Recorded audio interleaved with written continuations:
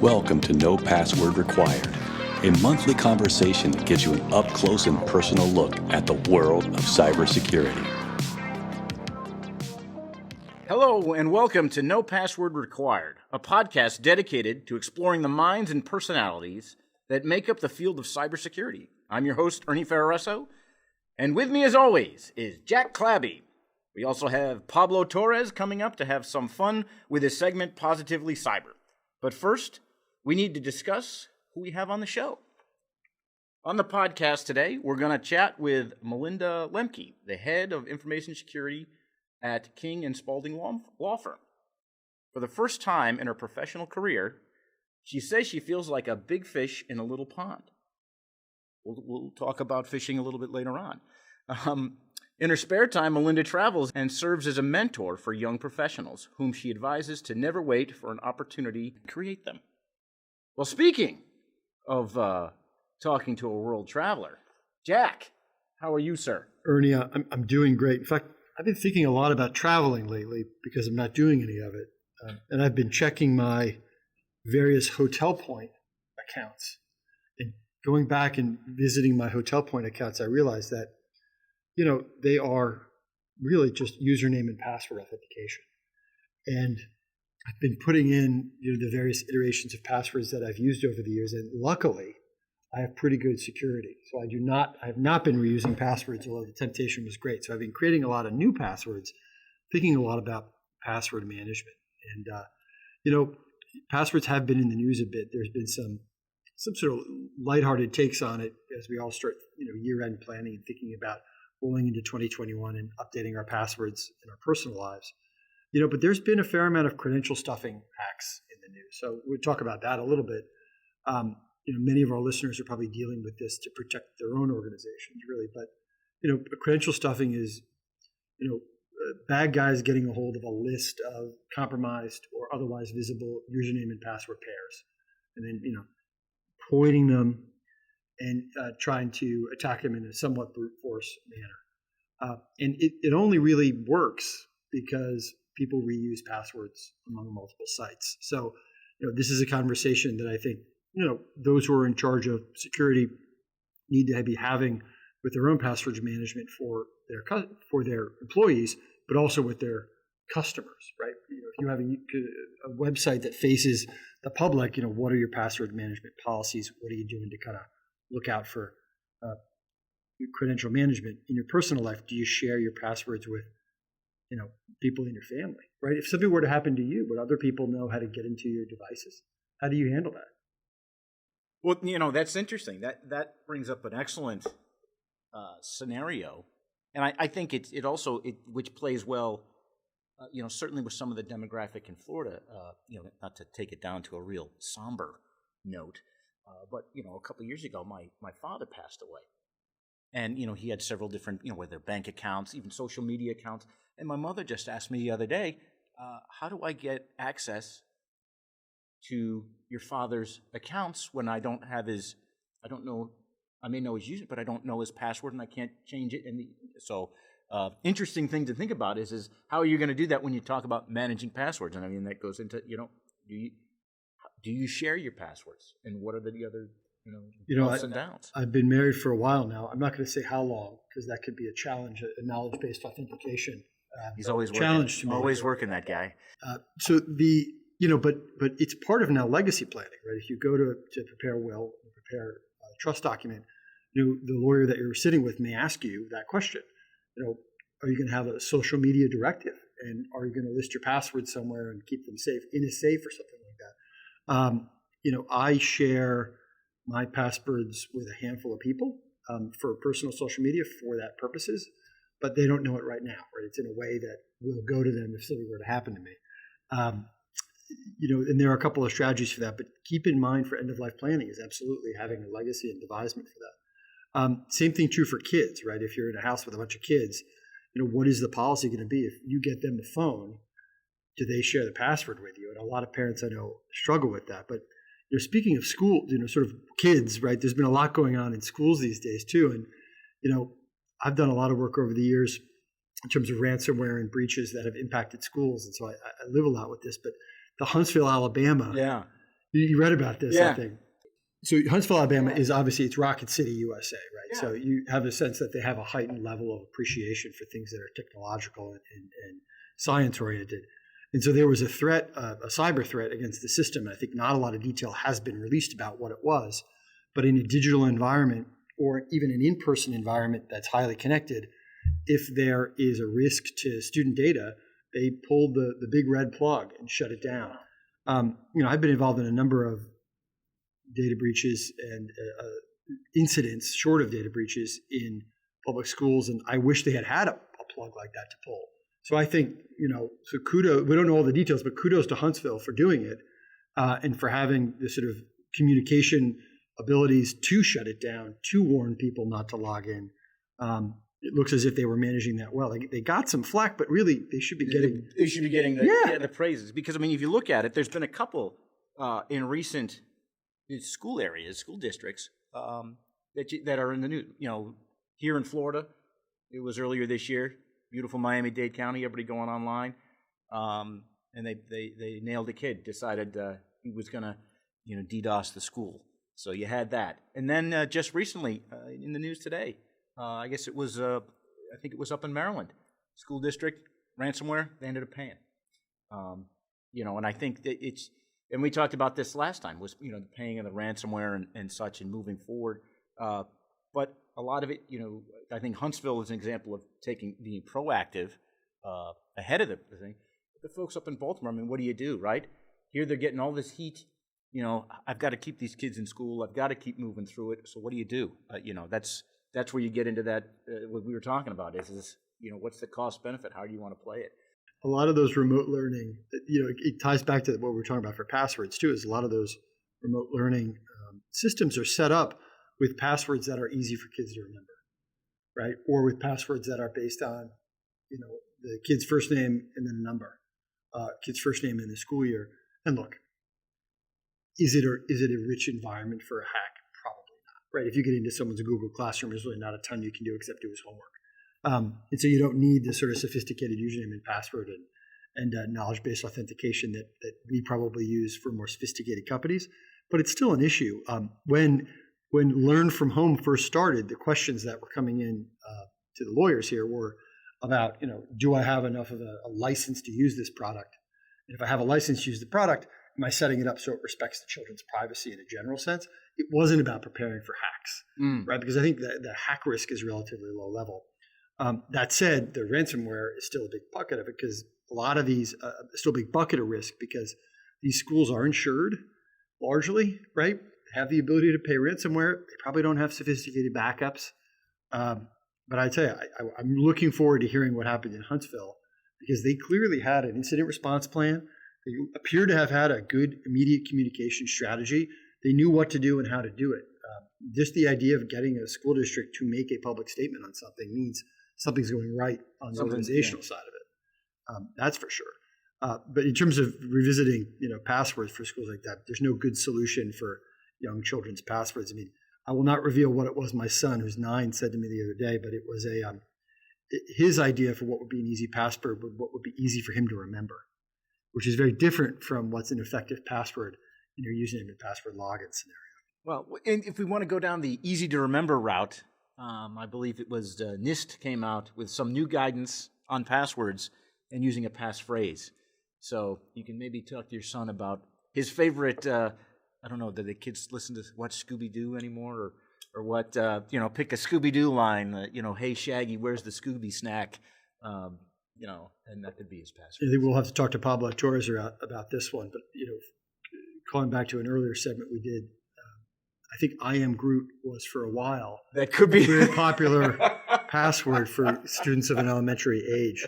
So you got to think it'd be a little more clever and personalize it to yourself. But it's, I think this idea of whatever your password is going to be, just a reminder to folks, who are in the position of advising others, use different passwords. And if you have the ability to tell the customers who work with your company, get the word out to them too, that they should not use a password for your site that they use for other sites. If there's anything that they can do that could be destructive once they log into your site, right? Basic stuff. Yeah. But it's forgotten a fair amount. And, with some of the sophistication and automation of the attacks that are out there, worth reminding folks of. Yeah, I don't think you can say that enough. Is brilliance in the basics. Use different passwords. Don't use the same one twice. Use different passwords. Don't use the same one twice. I'll say it again. Use different passwords. That said, we're going to take a short break. When we return, Melinda is going to talk to us about her unique journey into cybersecurity leadership, and we're going to have a good discussion about the timeless value of a John Hughes movie. Did weird science inspire her career choice? Spoiler alert, it did not. But maybe Ferris Bueller did. Stick around. We got a great show coming up. Have an idea for a guest or topic? Send an email to info@nopasswordpodcast.com. All right, welcome back. Our guest is Melinda Lemke, Head of Information Security at King Spalding, a law firm with 1,200 lawyers in 22 offices globally. Melinda, welcome to No Password Required. Thank you. I am so thrilled to be here. Well, we're glad to have you on the podcast today. Melinda, we know a little bit about you. Maybe you could just walk us through for our listeners sort of what you do and how you got there. Sure, happy to. I started out my career in IT. I probably shouldn't admit this, but I sort of fell into IT after college, and just quickly fell in love with it, and spent 20 years at PwC in a number of IT leadership roles. A lot of my career paths were careers that were born out of necessity.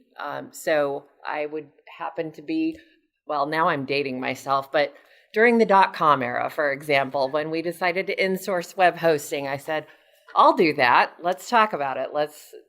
So I often volunteered for opportunities throughout my career, which led me down a pretty interesting path.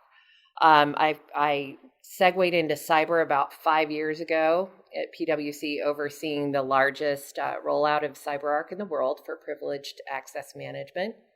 I ran the PMO at another Fortune 50 company, and then found my way into King Spalding. So again, first time I've been a big fish in a small pond, but I'm loving it.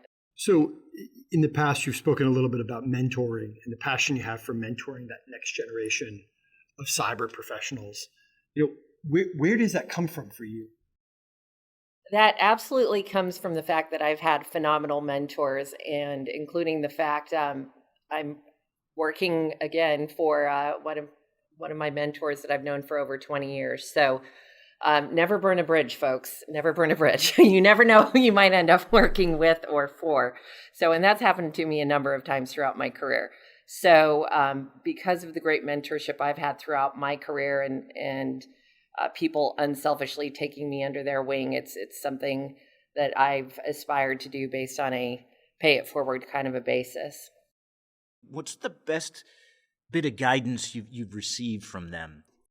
I think it's sharing their experience and also asking thoughtful questions to help guide toward career paths. So, for example, I was at a pivotal point in my career, and my mentor, who again is my boss today, simply said, well, do you like the business side or do you prefer the operations side of IT? And I went, wow, that's a really thought-provoking question. Simple question, right?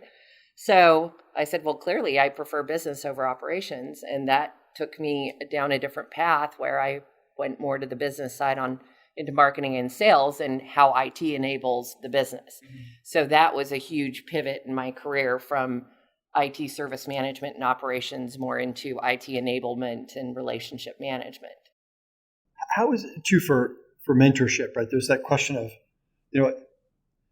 I would like to say that I'm mentoring people, and I would like to say that I have mentors, but I would bet if you ask my mentors, quote unquote, they might not agree that they're mentoring me. Do you think that there should be sort of a formal, like with your mentors, have you said, hey, did it just happen naturally, or was there more of a formal? Sort of both. So I'm going to refer to my favorite mentee who I'm looking at right now, Mr. Pablo Torres. Thank you for bringing me onto the show. So I had the opportunity to meet Pablo, and we instantly had a connection. But he went out of his way to say, I want to learn more from you. Can we please have coffee? And so he bridged that gap without like coming up and being like, hey, lady, you want to be my mentor? Or me going, you look like a nice fellow and graduated top of your class. Would you like me to mentor you? I think it has to be a bit more organic than that. But it was a bit of both, whereby it was a concerted effort on both parts to say, I want to share some of my knowledge with you, and his wanting to be the recipient of that. And I'll be the first to tell you that I'm getting as much, if not more, out of it as he is. And I frequently joke with him that I'll be working for him someday. So I have no doubt about that. We all work for Pablo right now. Don't let anybody fool you. Don't let anybody kid you. Yeah, I think, that you mentioned the relationship there between, mentor, mentee, up and down. And I think one thing that is crucially important, certainly in cybersecurity, is this building this community. Whether you want to call it networking or, groups of community of interest, whatever, but building this relationships between professionals is so critical in this field, especially, and we'll talk with Pablo a little bit about it later on down, it helps to bring other people into the field, because I think oftentimes cyber is viewed as this, stuff that happens in the black box behind the curtain that, only real uber geeks and hooded people can get in. But having, people like yourself take the time to talk to some of the, newcomers into the field, and like you say, pay it forward, right? Because I know one thing that I know is that while you're helping Pablo spends his time reaching out to others that are just getting into the field as well. So it's this cascading effect, I think, is absolutely, it's phenomenal, it's critical, and it's amazing to see all that happen. You mentioned how you had an IT background and then switched into cyber. I think there's probably a lot of folks with an IT profile who are thinking about where their careers are, and they're thinking about trying to make the move into cyber. Do you have any advice for them, sort of guidance on how they could get up to speed on cyber or test the waters? Yeah, absolutely. I just, certifications are great. And while some of them require a certain amount of experience within the field itself, you can certainly seek certifications. There is just so much information out there, seeking mentors, taking classes. Just learn as much as you can, because it is a logical pivot. I wouldn't say it's necessarily an easy pivot, but if you have the foundational knowledge, that's more than half the battle, and then the rest is coming up to speed. I think about the challenges as a lawyer, but the challenges that you must have at King Spalding, which is really so large and is not just U.S. based, but has offices out of the country. How does the complexity increase when you go from sort of a U.S. based entity to an international, global entity in terms of privilege access management, hiring? How does that, is it a multiple factor? Like, how do you see the global aspects of what King Spalding does? Yeah, I think you have to operate by the 80-20 rule in that case. So you have to, it's similar in the privacy space, of course, but you have to come up with baseline rules, standards, policies, make sure that those apply at a global level, and then as regional needs dictate, then you customize those policies and whatnot. So that's really the approach that I attempt to take. And also, I dealt with that, attempting to roll CyberArk out to 165 countries. So there's a lot of considerations as you go through projects like that. But I think as long as you can try not to customize the solution for the exception, then you're more than halfway there. This is curiosity only. Don't answer this if it's too far. Okay. But did the lawyers at King Spalding, who know about cyber and privacy, do they bother you? Do they try to interfere with your role, or can you use them when you want to? They are my.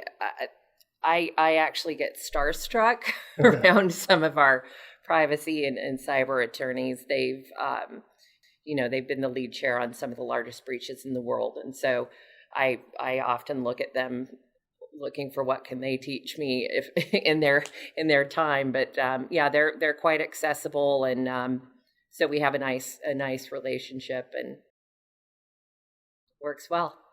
Well, another question, because it's fascinating. Like, so if client audits, do you have any tips for those who listen to this, who not just law firms, but who are providing information security to any kind of a B2B company that might have audits from their customers or suppliers? So how do you approach that in a general sense? Yeah, client audits are always tricky, right? My team spends a lot of time reviewing client guidelines and requirements and things like that. I think, as with many things, not just cyber and audit related, but a conversation, right, is often helpful to make sure both sides understand, because we're responding to one right now where they just want, yes, we meet the requirement, and period. And it's sometimes there's a yes but or a yes and type of a scenario, and so those situations tend to be best addressed through conversation and a meeting of the minds to say we do have adequate security controls. However, it may not be this exact line that you've got written down there. So those often can be a negotiation, a conversation, and it's as with I approach everything, it's best to forge a relationship with your auditor and make ssure you're working together with them, not just, oh geez, it's an auditor, I better be careful what I say. That's a good point. No, I think that's, you mentioned building the relationships. I think that's one of the things that a critical trait that folks certainly in cyber and to a certain degree in IT tend to shy away from. So is building that relationship building and being able to communicate with people. What are some of the other I would call intangible traits that you think are important for cyber pros to have in addition to their technical chops? Yeah, I'm glad you hit on that, because as you pointed out multiple times and repeated yourself, relationship management is so key in IT, and being able to speak the language of the business in IT. I've built my entire career on it, and because they don't often speak the same language. So I think that is very important as a differentiator, particularly if you have leadership aspirations. So I think that's a big one. But as I said, again, don't wait for somebody to come and tap you. Make your own opportunities. Be on the lookout and say, gee, I see a problem over there. Can I take that on? And you're going to open so many doors for yourself. So just don't ever wait to be tapped. Raise your hand if somebody says, hey, do you want to take this on? Again, that's how I fell into the business of web hosting and service management. Somebody said, does somebody want to take on this technical documentation writing project? And I said, I do. I'll do it. I want to go to Tampa, and here I am 20 years later. So raise your hand. Don't wait to be asked for opportunities. So Melinda, you've had a lot of different roles over the years, seen a lot in IT and security. What advice do you have to our women listeners in particular who are thinking about a career in cybersecurity leadership? Absolutely. I appreciate that question. I'm so glad that we're finally making strides in that. I was looking at it today because 5 years ago when I entered officially the world of cyber, I think it was about 12% of women in cyber. We're now at 24%. So we've made a lot of good progress, but we have a long way to go. As a woman in IT for over 20 years, I'm very used to being the only woman in the room. It doesn't faze me anymore, but every now and again, I'll look around and go, gosh, there are 50 men on this conference call or in this room. I'm the only woman. And I think it gives you an opportunity to really stand out. And I also think that women bring a very different perspective to cyber. I'm an inherently trusting person in an inherently distrusting profession. But that gives me a unique perspective, and we think about things differently. So, for example, if you talked about attrition at a company I worked for, our attrition rate was 24%. A guy might go, that's okay. We can find another person and we'll just train them up and move on. I go, that's a security problem.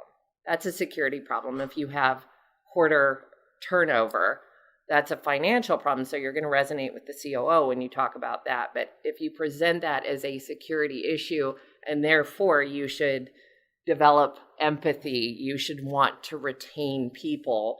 And what are we going to do to put in strategies to make our people want to stay here? I think those are some things that, for example, women can bring to the table. So not that men are not empathetic. I'm not trying to imply that, but we just bring a different perspective to security problems. So please, ladies, keep coming. It's a fascinating and lucrative career. How can the cybersecurity field, draw more women and just generally more diversity into the field? I mean, what type of things should we be doing?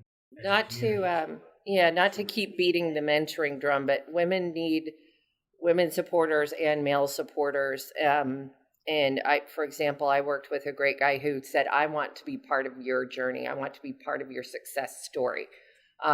So I think it's very important for both women and men to mentor and encourage women in the profession. I'm a big fan of STEM and getting women more engaged in it. So that's I know there's several organizations. Women in Cybersecurity is one of the ones that come to mind.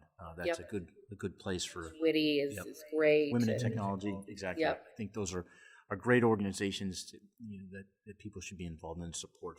Just for that alone, it goes back to kind of what I was saying. Is building that community and finding organizations that you can find your community and help you to move through it to break in. Because not to put too fine a point on it, there are right now, I want to say, over 500,000 jobs in cybersecurity that are vacant in the United States right now, and it is a national security threat. So we are hemorrhaging intellectual property, money, you name it. And so we need people to jump on the team here to help out this. Well, thank you, Melinda. After a short break, we return with Ernie's lifestyle polygraph. How will Melinda handle the intense pressure? Stick with us to find out. You are listening to the No Password Required podcast. We cover cybersecurity and a lot of other stuff. Welcome back. Today we've already learned a lot about Melinda, but now is when we get to the good stuff. Are you ready for the lifestyle polygraph? I'm ready. And as we already discussed, I'm trustworthy. Yes, so let's here go. we go. It's a series of 5 questions that are going to probe some of the inner workings of your mind. In the John Hughes movie universe, who is a better problem solver? Ferris Bueller or Kevin McAllister from the Home Alone movies? Probably the only time you'll get me to betray Ferris Bueller, because I've seen the movie north of 100 times. But I have to go with Kevin McAllister because his life and his home and his livelihood depended on it. Ferris was just trying to have a good time, right? So, and kudos to him for it. And he was a genius in how he approached it. But Kevin really, there was a lot on the line there, right? An 8-year-old kid trying to hold down the fort while mom and dad are gone. So he really pulled out all the stops to deal with those buffoons. So I got to give it to Kevin on that one. I mean, to go to another level on that, though, but here's Kevin McAllister, right? The excellent problem solver. How many times does this guy get lost? I mean, was it 2-3 years running where So I think from the tactical sense, he's probably a great problem solver. But from the strategic sense, I mean, the guy doesn't even know to follow his parents. I take the position that only Home Alone 1 is canon, and then Home Alone 2 and certainly not Home Alone 3. You can make an argument Home Alone 2 is canon. But I think really only Home Alone 1, and it was not his fault at that point. Yeah. It wasn't even his fault that he got sent up to the hide-a-bed in the attic. I watched this movie on Friday. I watch it always right after Thanksgiving, and then I'm sad because, I've already watched it now, and I have to wait another year to watch it again. And I was contemplating how frequently can you watch that movie. But I've probably seen, maybe not as many, but I've seen Ferris Bueller's Day Off probably 20 times. That's a perfect movie. They're both perfect movies. Yes.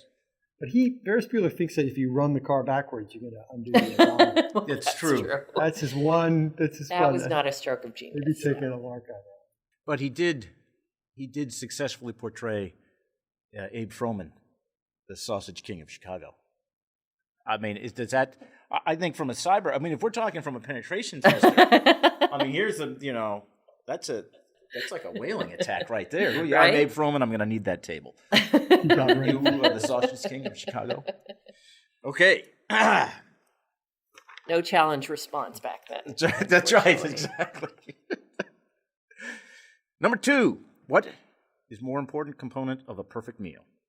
The location, the food, or the people you share the meal with?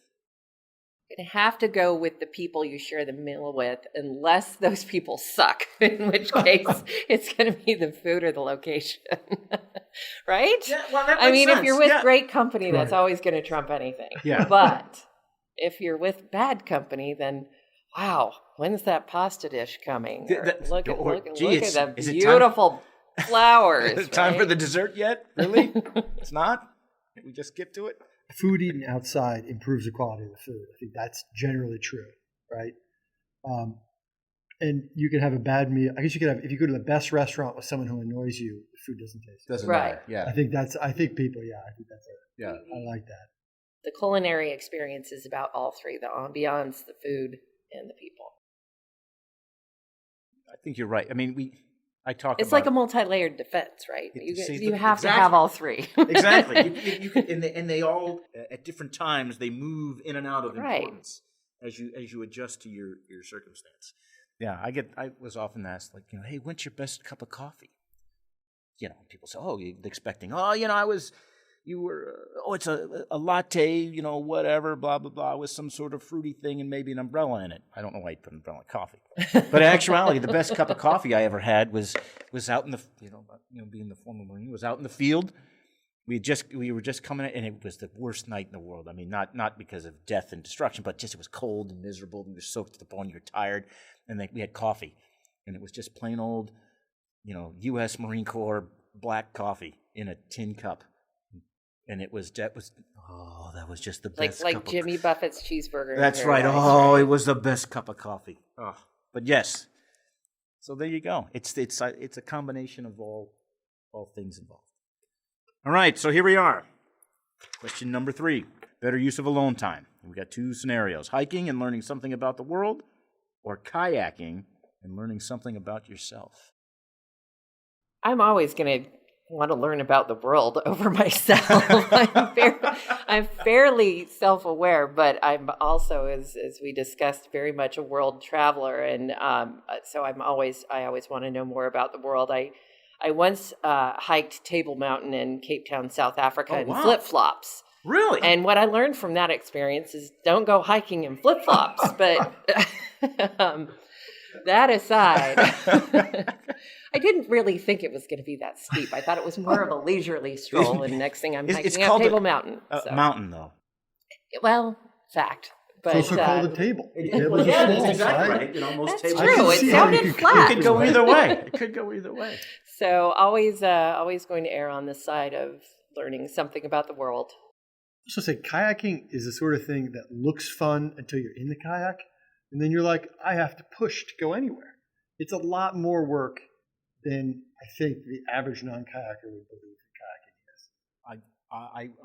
I'm going to agree with you on that one, Jack. That's especially when you start out with the wind, and then you turn around and you go against the wind. Yeah. You've seen a lot of these kayakers now who go fishing. They have the fishing pole built into the kayak, and at some point it becomes a boat. At some point. That's an interesting question, and I think we could. I'm not a scientist. I'm not a scientist, but at some point, you put enough stuff on it, it ceases to be a kayak. Yeah, It to be a boat. So. Well, That's why I recommend kayaking down Weeki Wachee, because then you float down and then the bus picks you up. That's the way. That's the way to go. Exactly. Is there a glamping version of kayaking? I don't know what you get. I don't know how that would come together. The glamour kayak. This sounds about right. Yeah. I think going to Weeki Wachee sounds Yeah. about right. If you haven't been to Weeki Wachee, you should go. It's pretty cool anyway. It's awesome. Yeah. A plug for Florida state parks. The springs are really clear. The water is always 72 degrees, and the manatees don't sink your boats. At least not that's been reported. I think the Tourism Bureau would get after me. All right, number 4. If you were to create a viral video to save or revive a brand, Save or revive a brand. What product would you choose, and what song would you sing to accompany your pitch? Well, bear in mind that Tab has just been taken off the market. Okay, so I think I would go with, I gotta think Folgers is struggling in the era of, custom coffee. So I would probably do Folgers with a little "Wake Me Up Before You Go" Wham throwback. Nice! And because I don't you feel like during COVID, you're like, I'm very nostalgic. COVID has made me crave John Hughes movies, Wham, Yacht Rock Radio, so I would. How is that? How has that never happened before? Wham's in the market. They're willing to sell, I think, their license their product. They've got to be. Yeah, they've got. I mean, they're doing Somebody get Folgers on the line. Yeah, I think they're doing the casino circuit now. This needs to happen. Yes, I think that's a great idea. The other thing I would also, you mentioned Folgers. What happened to the coffee can? I mean, everybody's doing the coffee in the bags now. The coffee can. I mean, that was a staple of everything. I mean, my dad my dad would store everything in coffee cans. I don't think he ever drank coffee, but, we had coffee cans. As a Girl Scout, you could make brownies in a coffee can. I don't know. What happened to the coffee can? What happened bring back the coffee Maybe can. That's what we strive to bring back. That's right. We can talk to the packaging industry. Occasionally advertises. You'll see boxes. Without it, you couldn't get your e-commerce going. The packaging industry. So they have. We should write a letter to the packaging lobbying groups to see if they can make this happen. See if we can get any takers.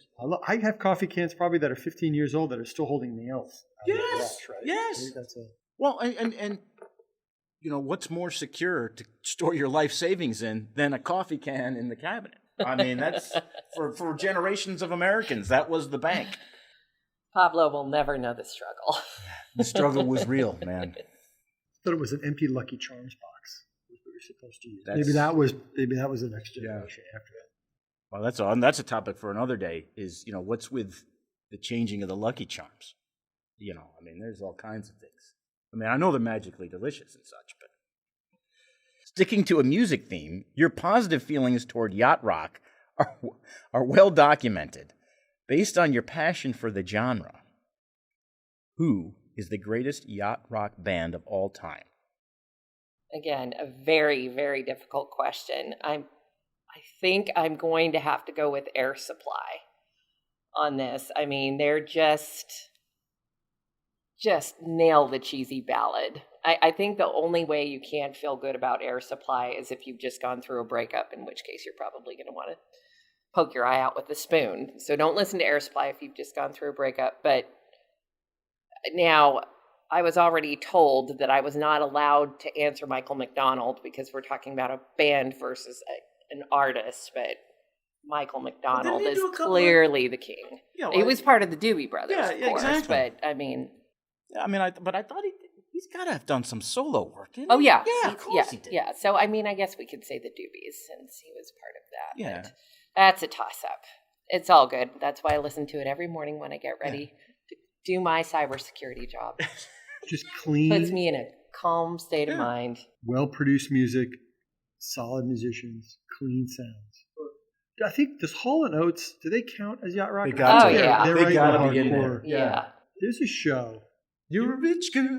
Yeah, no. I mean, come on. But it's there's a show only accessible now, I think, via YouTube and Daryl Hall's website called Live from Daryl's House. And it went on it was a webcast in like 2009, 2010. Then it was on MTV briefly. And now they occasionally will do special events.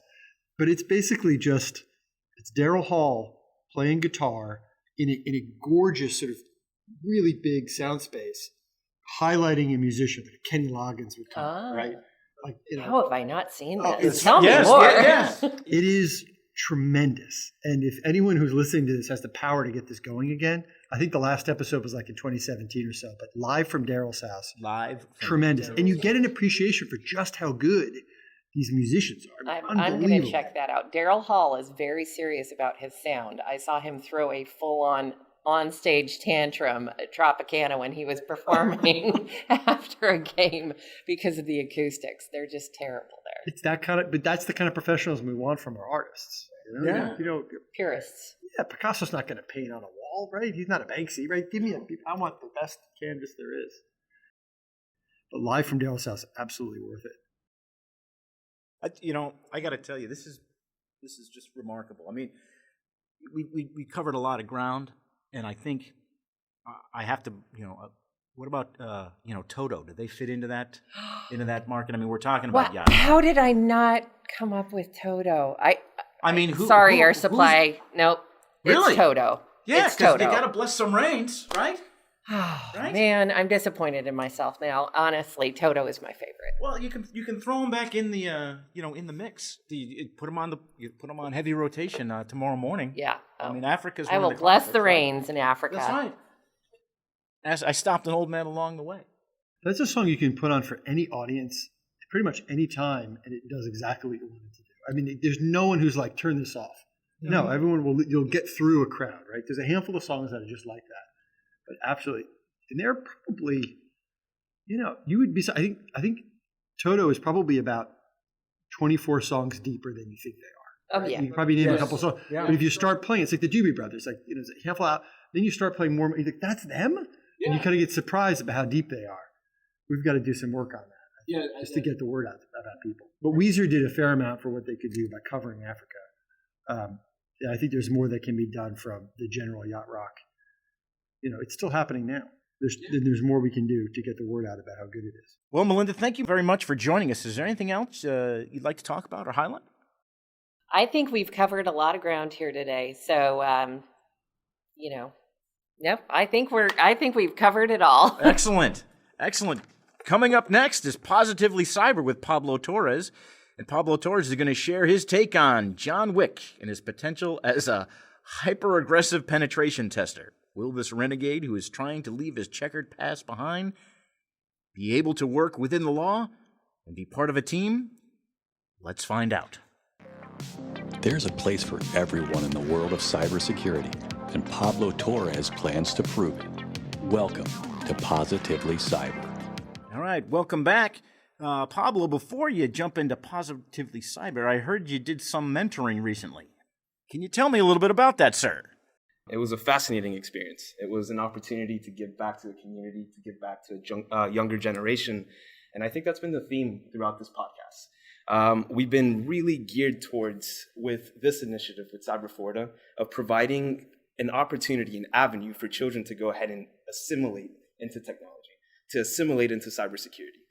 And that experience alone, it was amazing, because how often does a cybersecurity professional in this field get a chance to speak to an 8-year-old and bring down highly complicated technical talk into layman's terms? So simple. I think bridging that gap and making it in a way that is easily digestible by an 8-year-old is going to be a great approach to bringing more people into our camp. No, you're right. That's one of the we look at it from two aspects. There's we want kids to get excited about the field, and secondly, it's just we want the kids who grow up today to have cyber just integrated completely into their lives. Understand how they need to know how they're gonna grow up in a world where cyberspace is a place. It is a thing. They have to understand that.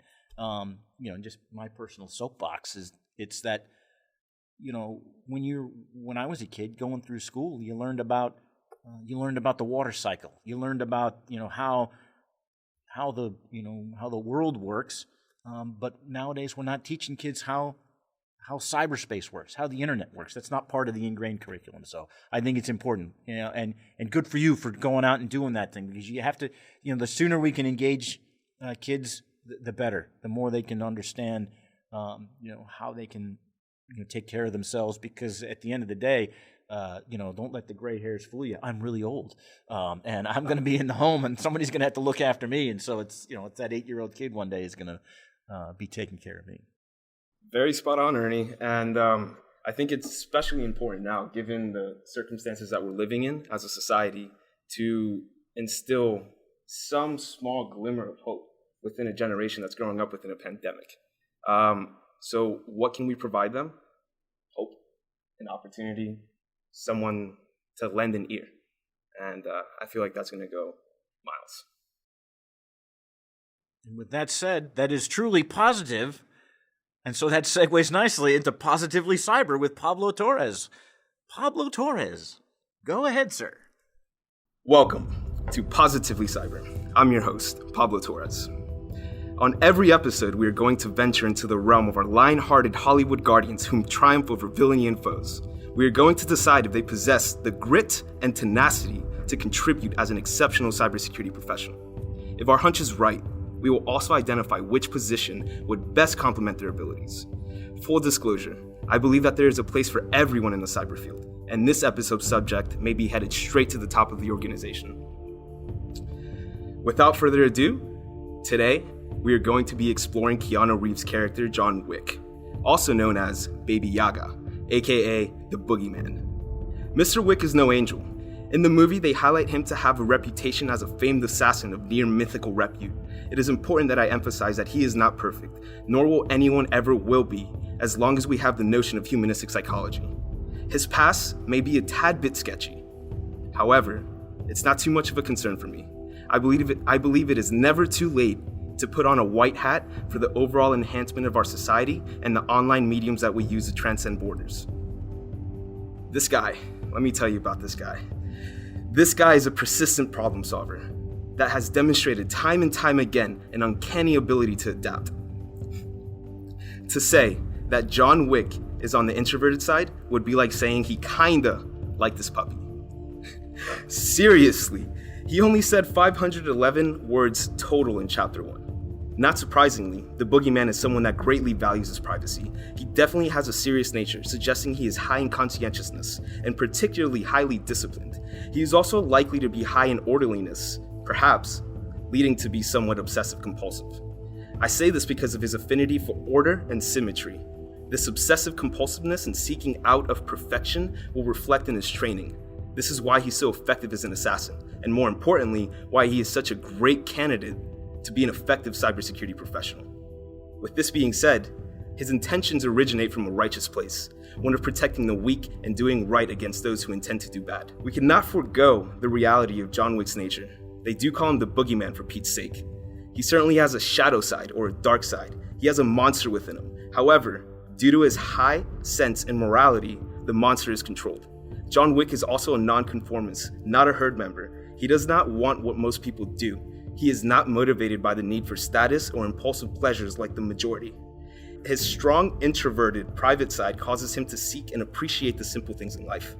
He tends to lead more with his head rather than his heart. This makes him a more no-nonsense, straight-talking type of person. It's these strengths that allow him to work well with others and build strong relationships with those who have earned his trust. It also makes him a more honest person. He will speak the truth rather than trying to spare someone's feelings. This doesn't mean he is without compassion. It just means a priority for the truth or facts over feelings. John Wick would definitely be a sensation type or sensor, according to Myers-Briggs type indicator. His survival is seen to be very dependent on being observant, paying attention to details and reality, which leads me to believe that he would be a perfectly suited candidate for the role of penetration testing. Our hero of the day may not be a perfect fit for some of the more volume-driven technical jobs within the industry. However, while we are at it, let's be frank. Cybersecurity at its core is an ever-evolving battlefield. His quick, decisive action and improvisation skills favor him. In high-pressure and volatile scenarios such as identifying a publicly exposed server that presents a vulnerability vector for attack from a nefarious rogue actor, John Wick is a good man with a solid set of priorities. He is loyal to his morals and will risk everything to defend what is right. Because of his tenacity and never-quit attitude, I am totally comfortable placing the Boogeyman near the very top of my fictitious organization. Mr. Wick, welcome aboard. You are my Senior Director of Information Security within the Security Operations and Red Team Penetration Testing Team, sir. And we are looking forward to following your leadership, as you are a man of few words. Therefore, when you speak, we will listen. Ladies and gentlemen, that was Pablo Torres. I think in the John Wick universe, the most fascinating thing is the hotel concept, right? The place where he could show up. You could have a token essentially, or you could, I don't remember if the token was what got him in. I think they knew who he was and he could stay there and be safe, right? I think that was how it worked. Sort of like but while you were there, you couldn't do any harm, like a zero trust environment or something like that, maybe, where this is the area where there's going to be no fighting. I mean, that's I like that as a cybersecurity concept, I think, the hotel. This is an environment where we kind of know, but the harm that folks can do is limited. And when harm breaches it, it's like a really big deal. I couldn't have said it better myself. Yeah, it's that self-policing mechanism in there. Everybody, I think, so you have the technical controls in place, but also you also have the agreement of the users that agreed to participate in that framework. That they know that, okay, yes, while I'm in here, I will be safe, and I will not attack because on the other side of it, no one's going to attack me. It becomes that safe space because they have the technical controls. You have your token to get in, but you also have the policy controls in place that you have to abide by to operate in said safe space. And there's the tickets too, right? Like when they call the hit, they write the ticket or whatever it is. You have to accept it. So it is sort of like at least like a red teaming, right? You have an assignment, you have parameters, can't go beyond it. There's a lot of good cyber stuff. I don't think he uses a computer in the movie. I don't remember if he does in 1 or 2. I don't think he does. It's like this sort of analog world. There might be some cell phone usage. Is it maybe? Yeah, no, definitely cell phone usage. As far as computers, I mean, I would say he's using a supercomputer, and that's his mind. That's a very powerful machine. It's almost like a quantum computer. You're not processing binary and ones and zeros. He's processing both, which would be the in-between, the gray. Very good comparison, guys. I think you guys nailed it on the head. And it's almost like within that hotel, we have a structure, an infrastructure that has been built on top of rules, policies, and procedures. And then we have run books and sessions that we can tabletop to go ahead and develop a strategy to be more effective as let's say, an amicable assassin within a hotel that is meant for something that's not nice. I would say I have one hesitation on him, though, is that he's not solely motivated by money. And that makes it a little challenging, right? Because I always wonder if something else that he believes in more could compromise him. So I'd be a little worried about that. So we want to monitor him and have his colleagues keep an eye on his network activity a little bit. I think his pros outweigh his cons, but you got to worry about him. It's not stock options that are going to keep him in his seat. He's got to believe in the mission. Yeah, you got to appeal to. He's the guy you have to appeal to the ideological motivation behind it, or you could do a little love of family approach. If we count the dog as exactly. As you would say, the mission always comes first. All right, well, that brings us to the end of the program. Thank you for joining us. First and foremost, I have to thank my co-hosts, Jack Clabby and Pablo Torres. And also, thank you to our guest, Melinda Lemke. And listen, I got to say, you've elevated the level of this podcast just by highlighting that Toto should be, gets greater recognition. And that said, we are going to try to bless some rains down in Africa. Take that time to do the things we never had. That said, remember to rate, review, and subscribe to No Password Required Podcast, and send your questions or comments to info@nopasswordpodcast.com. I'm Ernie Ferresso, and thank you for listening. We'll talk again soon. Thank you for listening to the No Password Required podcast. The show is produced by Cyber Florida. A special thanks goes out to our friends at Carlton Fields and Cognizant. If you'd like to learn more about the podcast, visit our website, cyberflorida.org/pod.